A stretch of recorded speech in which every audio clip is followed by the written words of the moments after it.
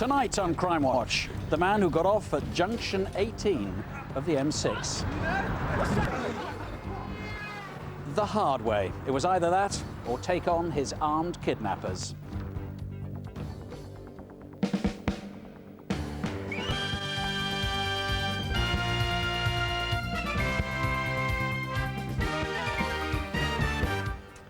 Hello and welcome to Crimewatch. One man's desperation to stop on the motorway in a few minutes. We start, though, with someone who got out of a car without a worry in the world, but within moments she was killed by what increasingly looks like a serial attacker. Salianne Bowman had a career as a model ahead of her. She was just 18. In the early hours of week last Sunday, Salianne sat talking in her ex-boyfriend's car practically outside her home in Croydon. They'd been out earlier at a local club. Here's Salianne coming into Lloyd's, a bar in Croydon town centre, late on the Saturday night. She buys drinks at the bar and talks to friends. She leaves with her sister around 1 a.m. to go to a friend's house. And this is Salianne in the outfit she was wearing that night. At 2 in the morning, she comes back into Croydon in a cab. Around 20 minutes later, her ex-boyfriend picks her up and drives her home to Blenheim Crescent. They chat for a good hour and a half before he drives away at 4:15 in the morning. Salianne walked just a few steps from the car before confronting her killer. Well, Danielle and Nicole, Salianne's sisters, are here, and DCI Stuart Cundy. Danielle, you were with Salianne earlier that night, weren't you? Because you dropped her off in Croydon for a night out. I presume she was just looking forward to a good time. She was, certainly. She couldn't wait to go home, get ready and choose her outfit for the evening ahead of her. And she was just 18. She had a whole life ahead of her. She had the whole world ahead of her. Sally was the best sister, daughter and aunt you could possibly wish for. She was a beautiful young woman inside and out, and she was just like any other typical teenager. She was flighty and loved to sing, dance and entertain, and we all miss her. We miss her dearly. Now, Stuart, the man who did this, you know quite a bit about him now because he's been linked to other attacks before, hasn't he? Yes, he has, yeah. I know from DNA forensic evidence that he committed an indecent assault in 2001. Now, that's 4 years before he murdered Salianne. But it was in the same area, wasn't it? That's crucial. That's right. It's about a mile away in Purley Cross area, about a mile from where Salianne was found in Blenheim Crescent. And then he's been linked to another attack earlier on that night, the night Salianne was killed. That's right. Salianne was killed. It's the early hours of Sunday, 25th of September. An attack on another woman happened less than an hour before Salianne was murdered. That's about 3:20 to 4 in the morning. It was a robbery. Similar sort of property was taken in that attack. It's a very similar description of the man who I believe is responsible. Because that's one of the key things. You've been able to get a description now of what this man looks like, yes, the kind of build right. he has. Yes, yes. The victim of that robbery has been able to provide with an excellent description of the suspect. Indeed, an EFIT has been produced, plus a witness who saw who I believe is the same man in Blenheim Crescent very soon after a scream was heard. And I believe it's the same man that's responsible for both attacks in a very short space of time.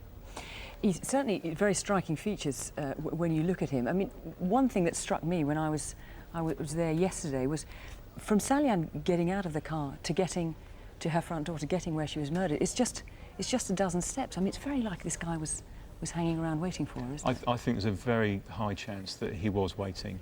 Where he was waiting, I don't know, but I think someone might have seen him and not realised how significant that was.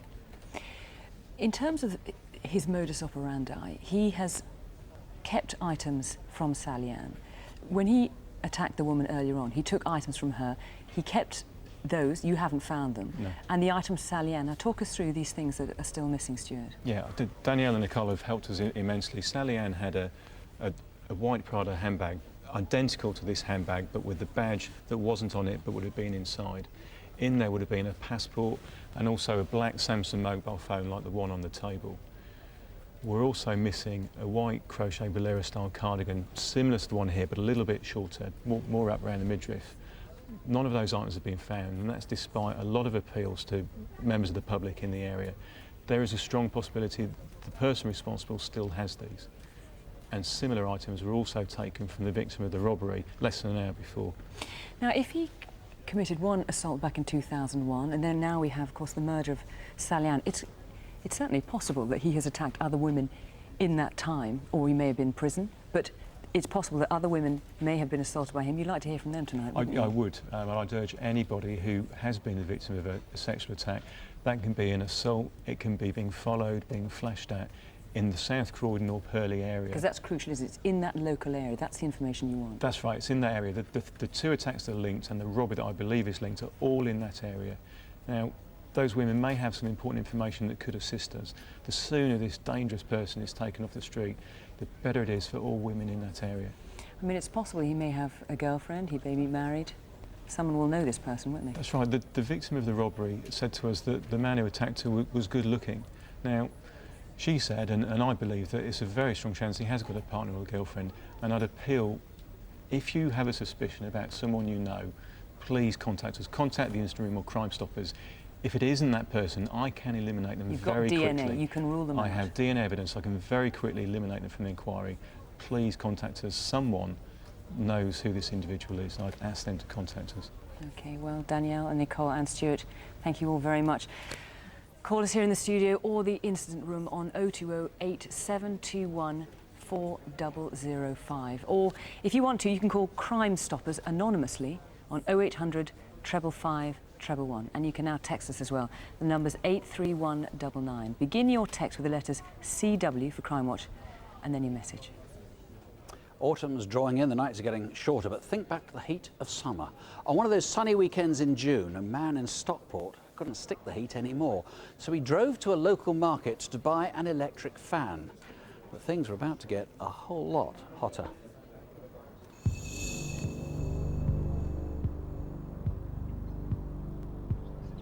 A scrapyard in Kent. The end of the road for a burnt-out VW Golf.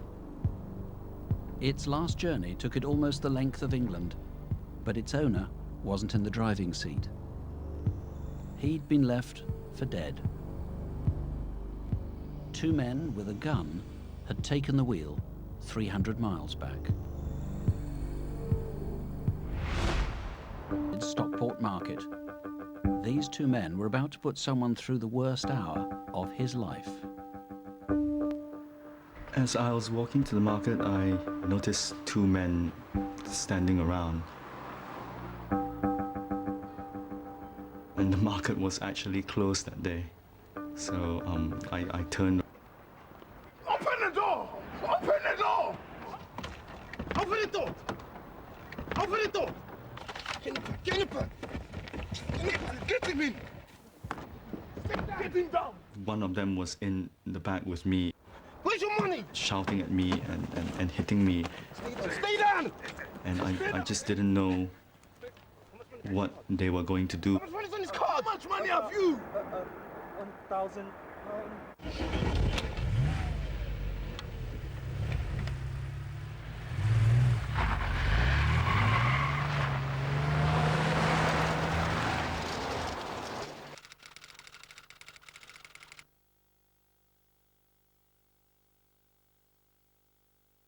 We went over a few speed bumps and I couldn't really tell where we were going. It went on for about 20 to 30 minutes and I think we came to a petrol station. Carried on driving and I still didn't know where we were. Stay down, eh?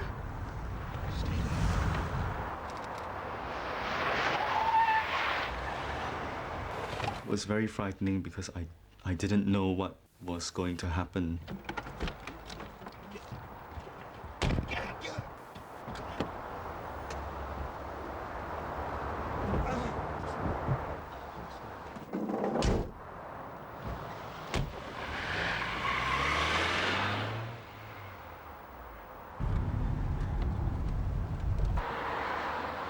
It took me 2 to 3 minutes to untie the ropes on my hand.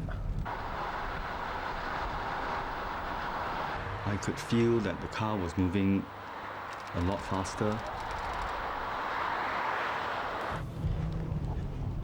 called 999 on my phone.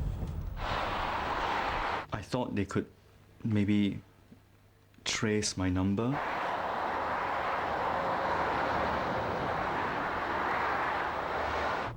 In desperation, he then called a friend.喂？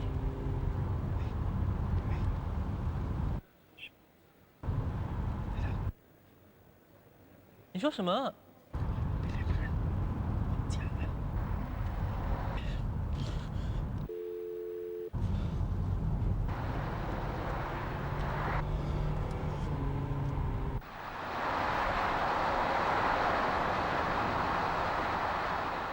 I thought I have to get away from them.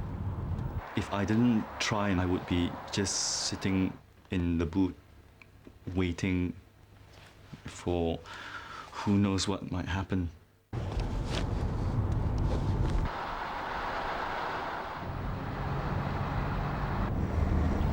Hey, he's coming out! Stop him! Stop him, man! Stop him! Hold his hand! Get back in the booth! Fuck! You there? What's that? He's jumped out of the car!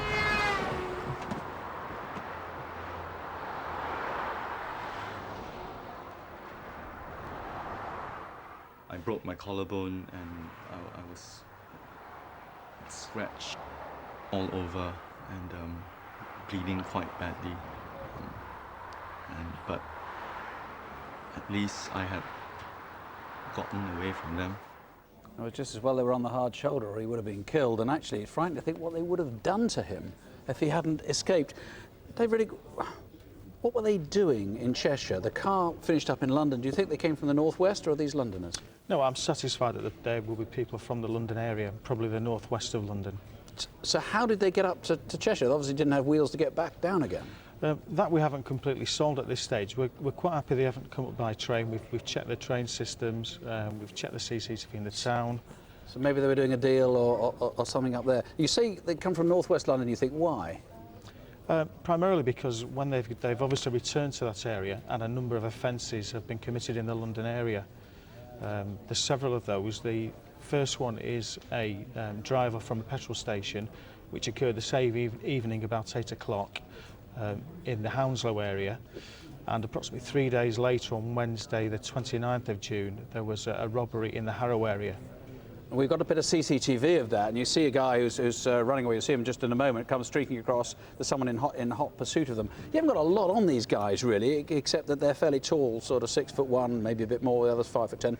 Until tonight, at least, they've had short beards. Yes, that's correct. And obviously very, very, very dangerous people indeed. One of them with a black handgun. Please call us here if there's any way you can tell us more about these guys. I wouldn't want to be friends with them. They look like pretty dangerous characters. Our number's always on the screen, or you can try the instant room on 0161 856 9845. Yeah, well, let's hope we get a result on this too. Nasty people. We certainly have got a result to report from last month's Crimewatch. Robert Sharp was sent on to work placement from Ford Open Prison in Sussex to a charity shop nearby. 6 weeks into the job, his colleague was threatened with a knife and £350 was stolen. Sharp saw himself on Crimewatch. He was in bed in a hospital in London where he was recovering from a heart bypass operation. He escaped from the hospital but had to come back the next day in an ambulance.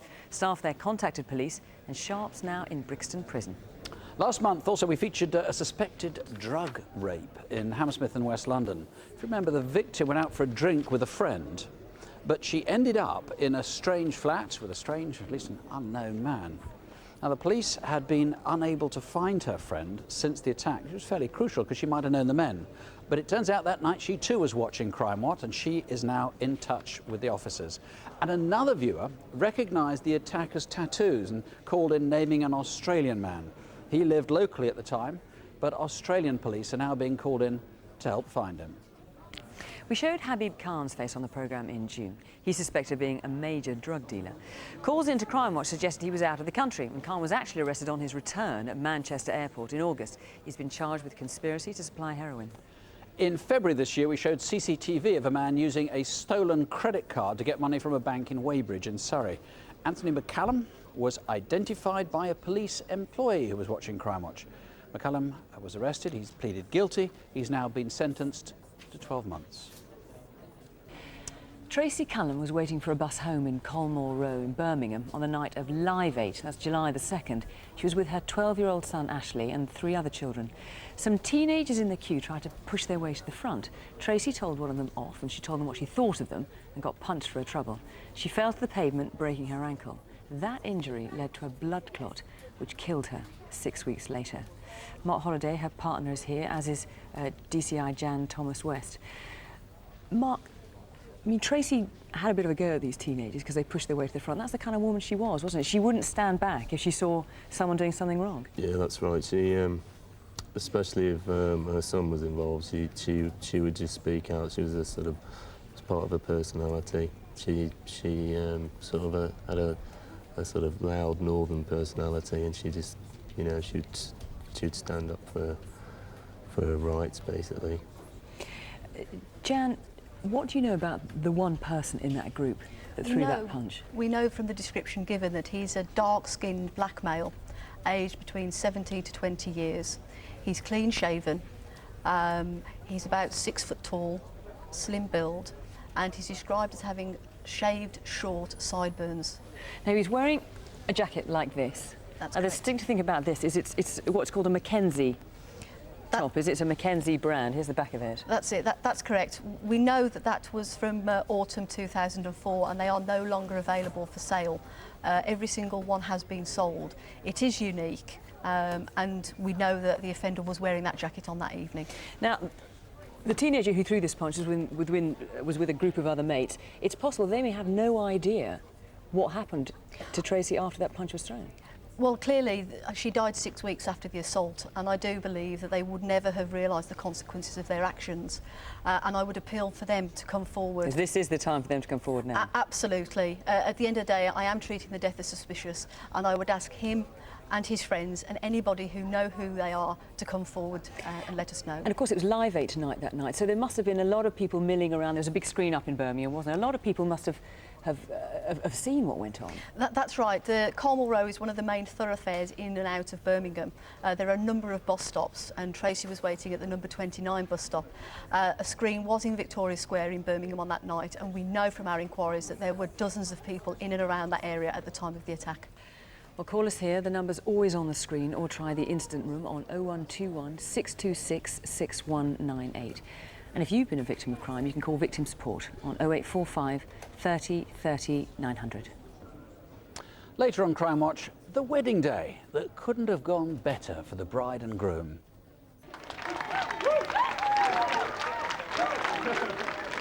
But left one of the guests wondering how to put her life back together. Now, 20 years ago, the Conservative Party ran the country. Mullet haircuts weren't a joke, and Live Aid at Wembley thrilled the world for the first time. But for a teenager in South Wales, that summer of '85 will always be remembered with grief and pain.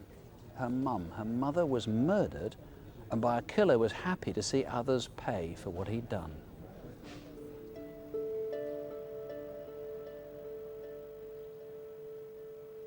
Things have changed, obviously, the town itself, and my feelings towards the town have changed. Hairstyles have changed too. In 1985, a perm was cutting-edge fashion in Swansea for both teenager and mum. But Elizabeth was about to lose her mother in a murder that shocked, then haunted South Wales. Elizabeth moved away from Swansea, but now she's back to meet detectives who, 20 years on, are looking again for her mother's killer. It's bringing up a lot of memories and things that I thought were over and done with, but if at the end of the day I find out who was responsible, then it will be worth it for peace of mind.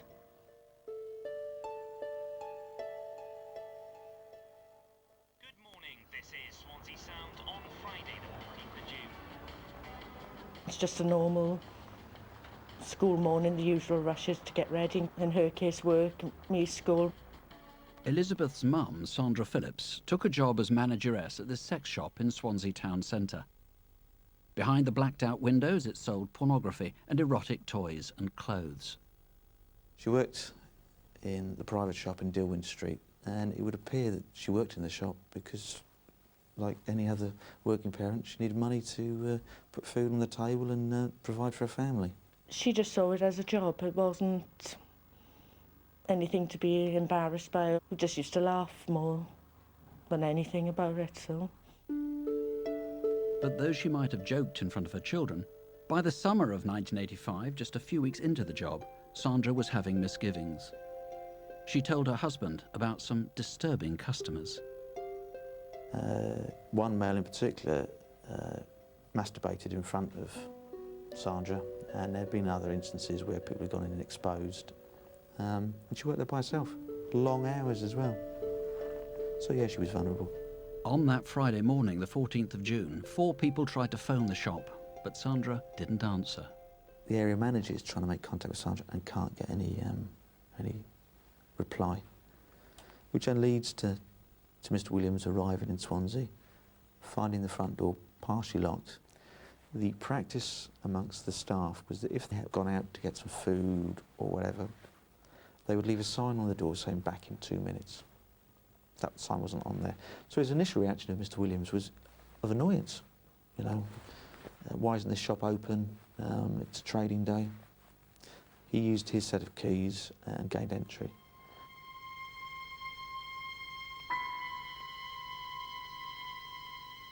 He was met with a sight of very much just the shop as it normally is. In the middle of the floor of the shop was a garment, a basque, predominantly red with black trim. That was a product for sale in the shop.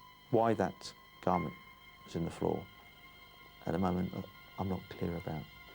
There was a strong smell of petrol. And then, unfortunately, he sighted the body of Sandra Phillips. Sandra's tights had been ripped down, she'd been battered to death. She was 38 years old. Sandra had been subject to a vicious and violent attack.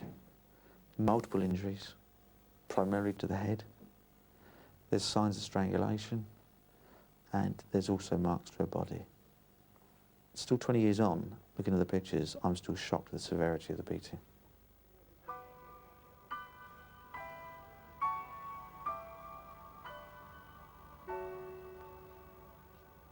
Word soon spread around the town and a crowd began to gather. 14-year-old Elizabeth was unaware of all the commotion. We came in from playing, and then I can remember that I couldn't put my finger on it, but there was an atmosphere. My uncle told me that my mum had been killed.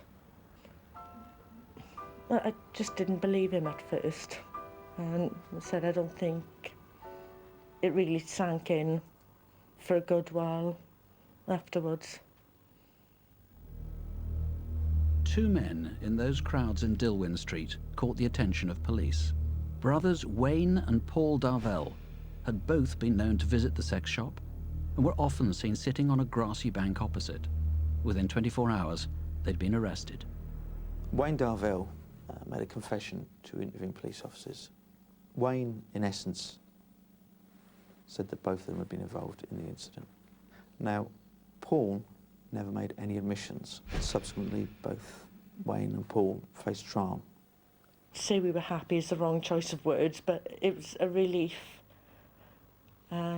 We thought that we'd sort of put it all to rest then, and you know, it would be the end of it. Wayne and Paul Darvell were convicted and sentenced to life. But the case would soon become notorious. The fact is, they didn't do it. It had a few years that you believed it was over, and then somebody suddenly says it might not be.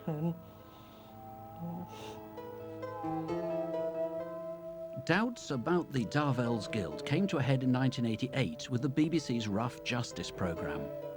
The biggest concern was that the prosecution rested on Wayne's confession. He made that confession with no solicitor there to advise him. What's more, Wayne had a reputation for admitting to things he hadn't done. There are questions to be asked, however inconvenient, about the conviction of the brothers. For those reasons, we and Justice will be sending a file on Wayne and Paul Darvell to the Home Office. Good night. Two brothers convicted of murdering a sex shop manageress in 1985 have been cleared and freed by the court. The brothers thanked their family, the BBC programme Rough Justice, which helped reopen the case, and the 6 years imprisonment for a crime he didn't commit took their toll on Paul Darvell. He lost all his hair and 3 stones in weight. Because I was so young, I didn't know, in a sense, who to blame, if anybody was to blame. We were back, if you like, to square one, where we didn't know, again, who'd done it.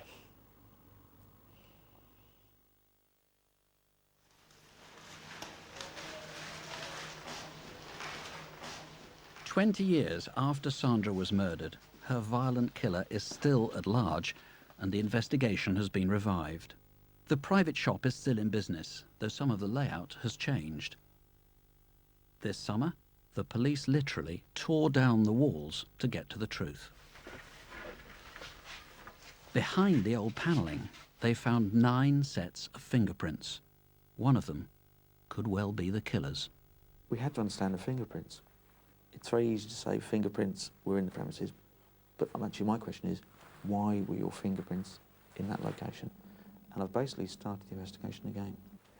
In essence, I'm looking at every technique we can to be able to sit down to the family and say, we're doing the best by you. Elizabeth, Superintendent Clark.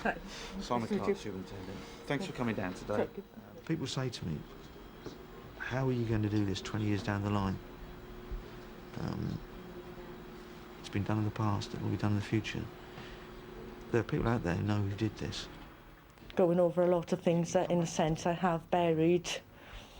And I don't talk about them a lot. There will be times The best evidence still comes from the private shop itself. This is how it looks today, but 20 years on, original footage of the crime scene is still intact. Behind the counter was a payphone. The handset had been removed. It seemed that the person responsible for the killing had taken the handset. That phone handset has never been recovered. Sandra had a Williams & Glynn checkbook and card. The killer took the card, but left the checkbook. Why? 20 years ago, one was useless without the other. The most significant thing that's never been recovered are her keys. The front door of the private shop was locked, and therefore it seemed right to assume that the person responsible for the killing has taken the keys, gone outside and locked the door. Was it a sex attack? Remember, her clothing had been disturbed, but Sandra wasn't raped. I think it's a fair assumption to make at this time that there was a sexual motive to this. Did somebody who attended that premise think that because she worked in a shop like that she was an easy target, or that she offered services that she quite clearly did not? And why was petrol splashed around, then not set on fire? Why didn't they do that? Where did they get the petrol from? Did they bring the petrol there? I think Sandra was alive until about 11 o'clock that morning. And I think at about 11 o'clock she was killed. I say that based on the last action on the till. There were 2 men seen outside the shop around the time of the murder that police still need to trace. At about 11 o'clock that morning, a man described as being of portly build, white, about 35 years of age, was seen to leave the shop. He was wearing a Trilby-style hat and was also seen to carry a brown package like this. At 11:15, 11:20 that morning, a witness saw a man leaving the shop, and he's described at the front door as if he is locking it. This man is described as being in his late 50s. Today he would be in his 70s. This is what we're left with. I miss is that I've never been able to speak to her as an adult, be it about just advice on bringing up my own son or general chit-chat, just pick up the phone to say how are you and what are you doing today sort of thing, and those are the things that I miss most. You know, I would dearly love to be able to sit with you one day and tell you exactly what I think happened. We're not there yet, but I'm sure we will get to that point.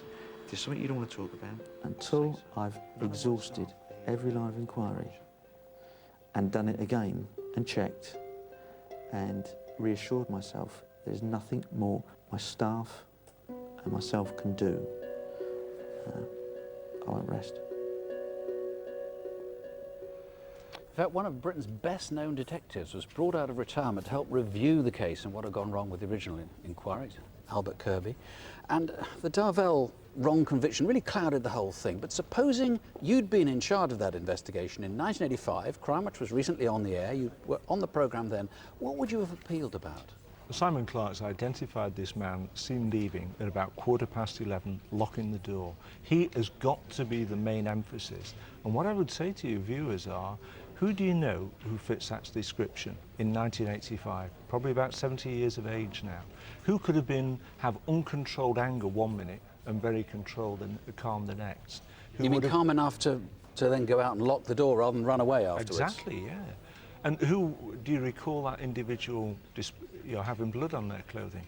Coming in with this very, very strong smell of petrol on their clothing.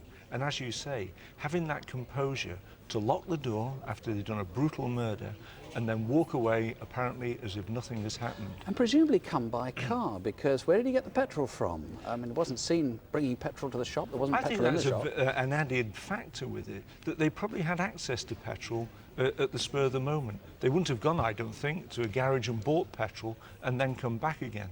They probably had ready access to it. He went off with the keys after he'd locked the shop. This was this is a replica of the key fob. It's a Royal Marines key fob, and that's never really turned up. I'm not sure he'd have kept this. You wanted to trace, you were telling me earlier, everybody who ever went to that sex shop in 1984, 1985. They might be rather reluctant to come forward.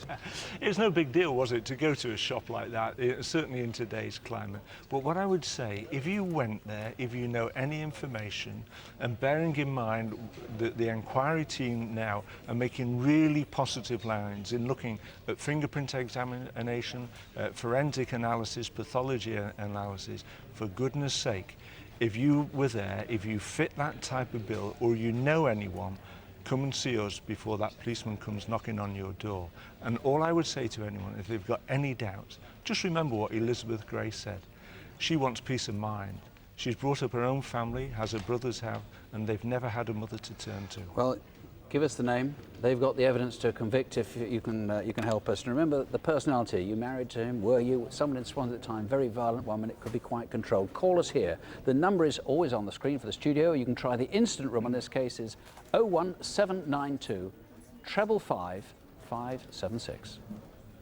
Time to catch up with criminals caught on camera now with Detective Constable Rav Wilding. And this month we've got some very dodgy double acts. They reckon they're safe in the stairwell, but they've been caught on the job. Who are they? Finally, we're back on the buses with a man on his own. At least he would be if he stopped assaulting girls. He's assaulted the same teenage girl 3 times on 3 different buses around Wimbledon. He sits himself down behind her, but as soon as he can, he slips into the seat next to her and puts his hand up her skirt. He won't stop doing this till we get him stopped. Who is he? If you know the man on the bus or any of those burglars and thieves, tell us. The number's on your screen. Yes, Rav, the number's 0500 600 600, and use it if you know any of the gang caught on an extraordinary CCTV sequence in Southwark in London 7 weeks ago. They clearly knew what they were looking for. They weren't just after office computers, but the company's server and other hardware, about £250,000 worth. It happened on the 11th of August, and these are the men on a recce a week before the heist. They wander around as if they own the place, or certainly as if they work there. Back they come 4 days later, the 15th of August, capped and wigged for the robbery. Then they load up a van just outside with the servers and computer switches. They're warding off a rather bemused security guard who suspects they're up to no good. And then off they go. They drive straight through the security barrier, look, crash through it, and they're away. We've got quite a good view of them. 3 white men, about 6 foot, 25 to 30, all with brown hair. Do you recognise any of them? In total, they stole 18 servers, 2 switches. The servers are Sunfire V240s and the computer switches are Cisco's. And you can look up the serial numbers so you can check them out in detail on our website from tomorrow. So has anyone tried to sell you any of that lot? Call us in the studio. Now, Detective Constables Rav Wilding and Jackie Hames have some wanted faces that they'd like you to put some names to. And we start with another constable. Staffordshire PC, Dave Smith, was attacked when he went to check on a suspicious-looking car outside the St George pub in Tamworth last July.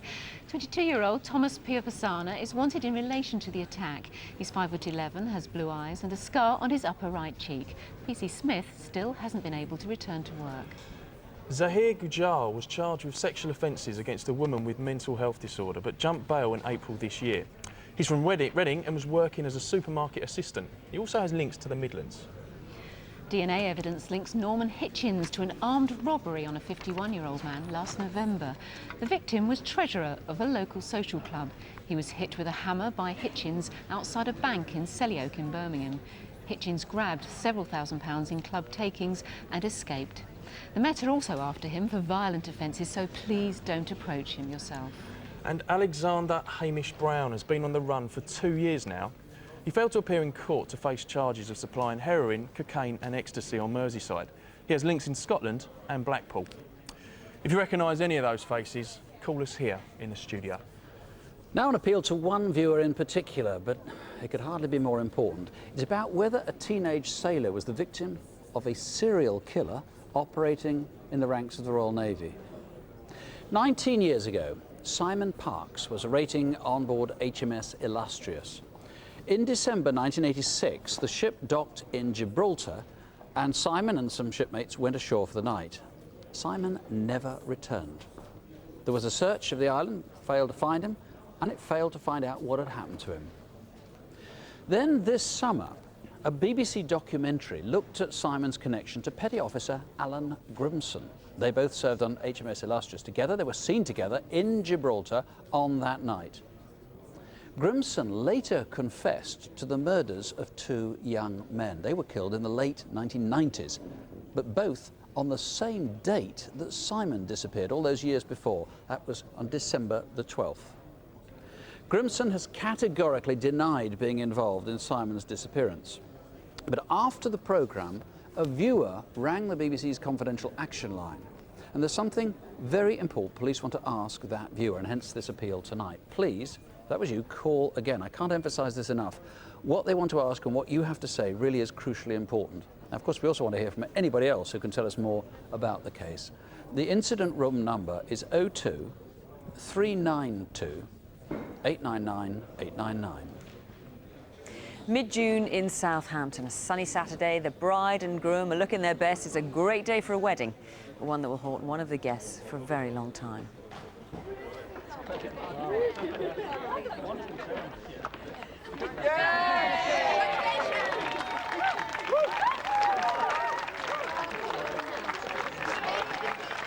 It was an old university friend who I've only seen once in the last 10 years, and I got an invitation to his wedding, which was a really nice surprise. So we thought, right, let's make a weekend of it. Booked a nice hotel, and we were looking forward to spending a day in Southampton, followed by a good fun in the evening at the wedding, seeing some old friends, and going on from there. Ladies and gentlemen, the bride and groom. I was a little bit nervous with not knowing anybody, but I was quite excited because it would be the first wedding that my boyfriend and I had been to, and I hadn't met any of his university friends, and it would be an opportunity for me to meet some new people. Hello, Mike. It's good to see you. So glad that you could come. You're looking absolutely wonderful, darling. You. Going to do the honours? Yeah, this is Mike. Mike. Hi, Vicky. nice to meet Vicky. you. Nice to meet you, lass. Nice to meet you. And Hi, of course, Vicky. this is Sarah.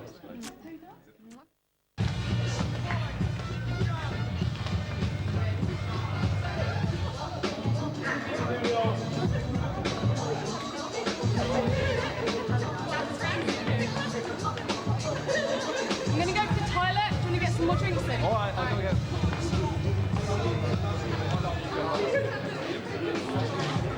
Hello, mate. Do you want another one? No. You managed to kick okay yet? Nah, mate. Do you know, I'll tell you, it's times like this I could kill for a faggot. I got one if you want one. I got a box full. Go on then, look. Just come over here. You the fun? No, mate, it's Vicky, she hates it. Cheers. On a line? Yeah, please.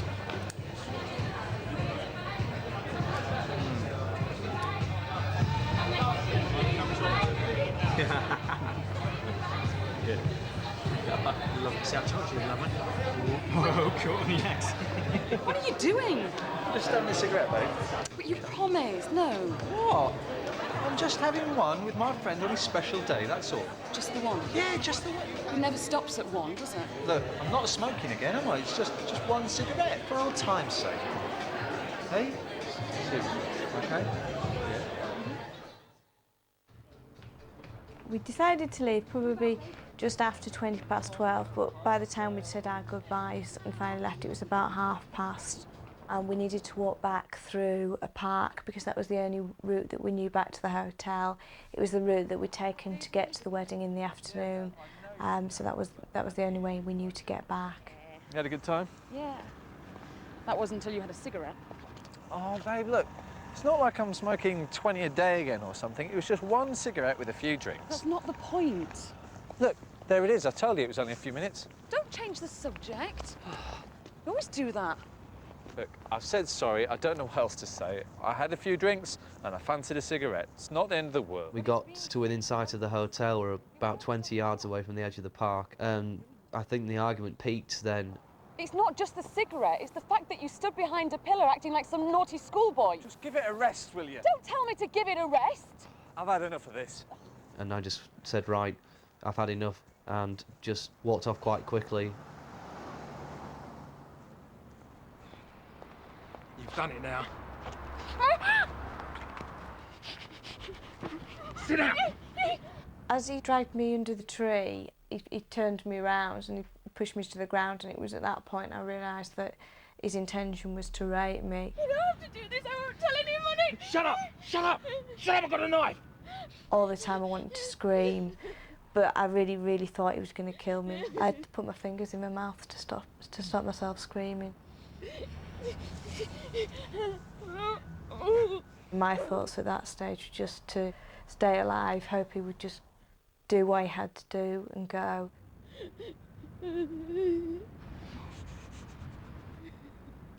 Don't go yet. I wanted to get out of that park as quickly as I could. I wanted to get to somewhere where I was safe, but because he'd said to me that I wasn't to go yet, I needed to make sure he'd gone.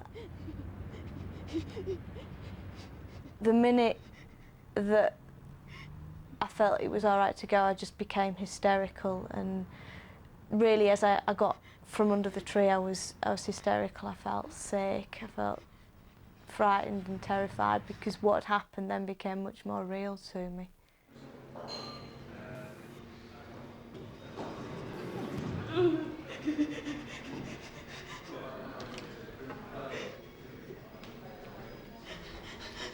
What's happened? I've been raped. Here, take a seat. This is the area where the attack happened. Behind me, the path where the woman was grabbed, and to the right here, the tree where she was assaulted. You can also see in the background there the hotel where the couple was staying, and the extremely short distance that she would have had to travel to safety. This is the tree where it happened. Although it's been cut right back since, at the time, these branches would have been right down onto the floor, and it actually meant that once the man had pushed this woman inside, it was a very dark den and out of view of anybody walking past.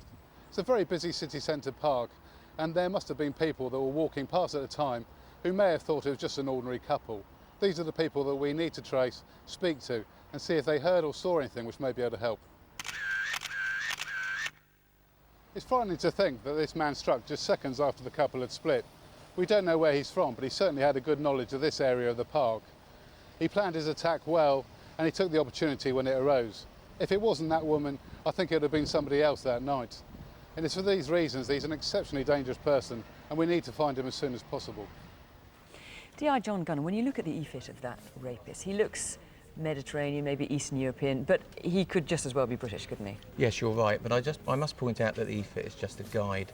I mean, the skin tone could just be the fact that he's very suntanned rather than an indicator of his nationality. But what we do know about him is that he is aged in his mid to late 30s, he is medium to athletic build, and he has very short dark hair. We also know that he displayed a very good knowledge of at the time, which does tend to suggest a connection with Southampton. Now this, I think, is the key, a connection with Southampton. It may be because he works there, lives there, goes to university there, or he's just a regular visitor, but I feel sure that he has some sort of connection to the scene. So if anybody knows who this man is, then I'll ask them to phone in. Now, you've got DNA, so if people do call in, you can easily eliminate innocent people from your inquiry. We saw in the reconstruction there, although it was late at night, there were quite a few people walking through the park.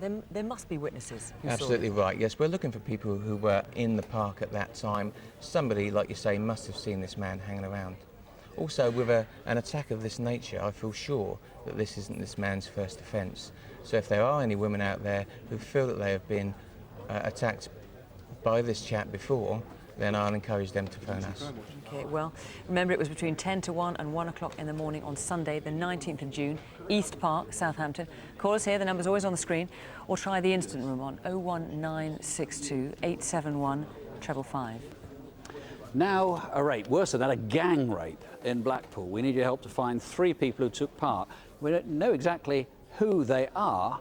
We even have their photographs. What we don't know is where they are, particularly where they are tonight. They're wanted for a terrible attack on a schoolgirl, a 15-year-old. All the 3 were born in Iraq. They're all Kurdish. They're all in their 20s. There's Faradan Karim, who's 5'10". The other 2 are much shorter. There's Abdullah Tana, who's 5'5", and Zana Salihana, who's 5'6", and this is Andy Webster, the DI, who's in charge of the case. Tell us what happened. This is earlier in the year, back in May. What happened? Yeah, that's right. The victim was on the promenade at Blackpool, and she's gone to a burger bar there to ask to use the toilet. And one of the men working there, a man we believe called Taha, has used his mobile phone and contacted friends.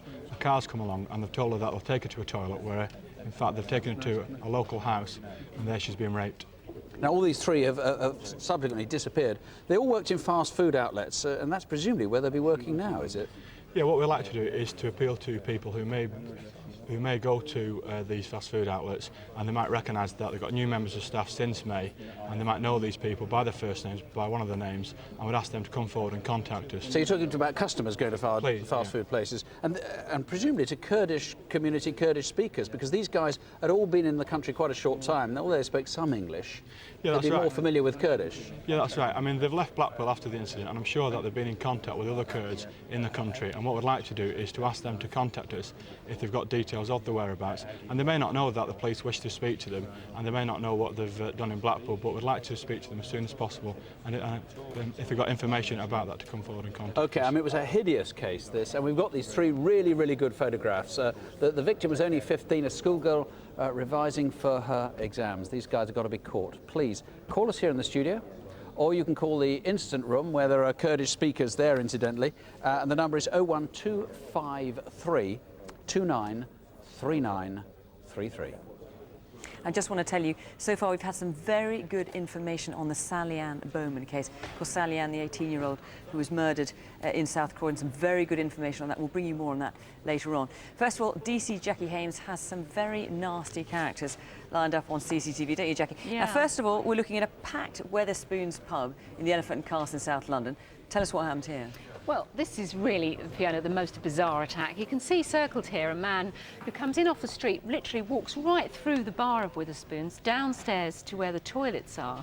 Got a backpack on his back, you probably saw it there. In fact, inside that is a 6-inch kitchen knife.